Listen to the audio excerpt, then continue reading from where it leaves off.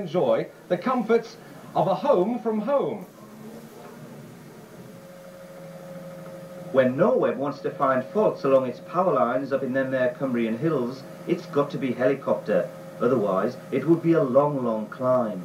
But hey, what's up here?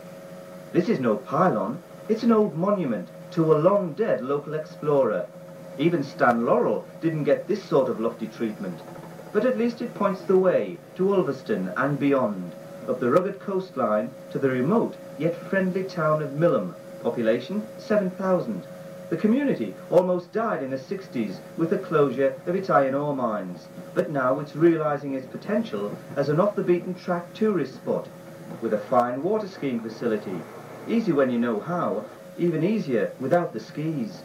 There's a church dating back to the 12th century, and a churchyard well known for one of its inhabitants, Norman Nicholson, whose poetry made Millom famous in the world of literature. But I'm here to see a local living celebrity.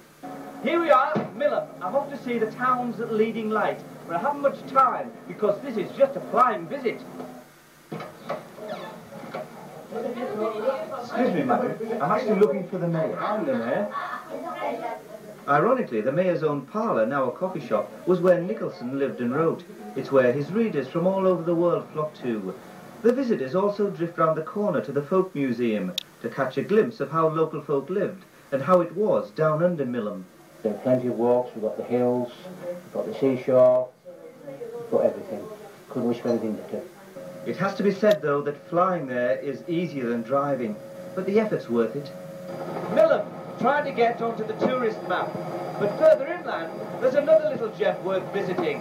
We're off to Broughton in Furness.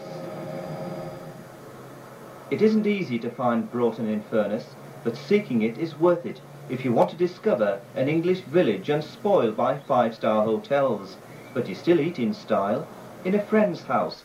Apart from dipping into a hefty Cumberland breakfast, Betty Gibbs and husband Reg are sampling the Northwest's first ever village weekend break. And first, the introductory grand tour of the village square, led by a local volunteer, using her vast local historical knowledge.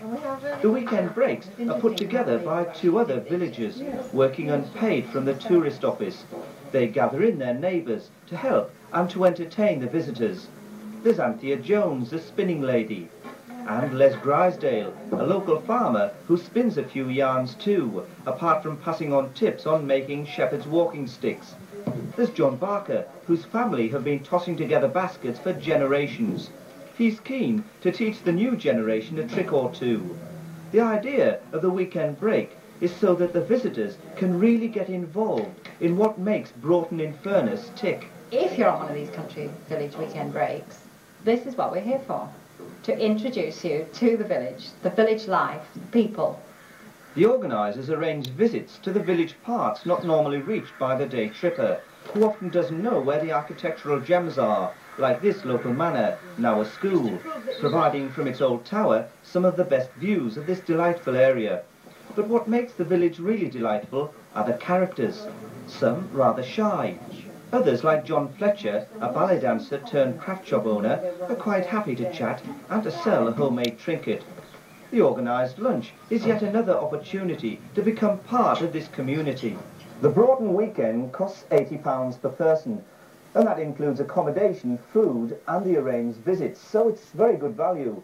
But I think it's fair to say that this break will appeal less to young families with small children and more to mature couples or perhaps single people. Upcoming events by sending for a fact sheet from the Cumbria Tourist Board. Please send a stamped addressed envelope to the Cumbria Tourist Board, Holly Road, Windermere, LA 23 2AQ. And the weather's the best tonight, it's very cool.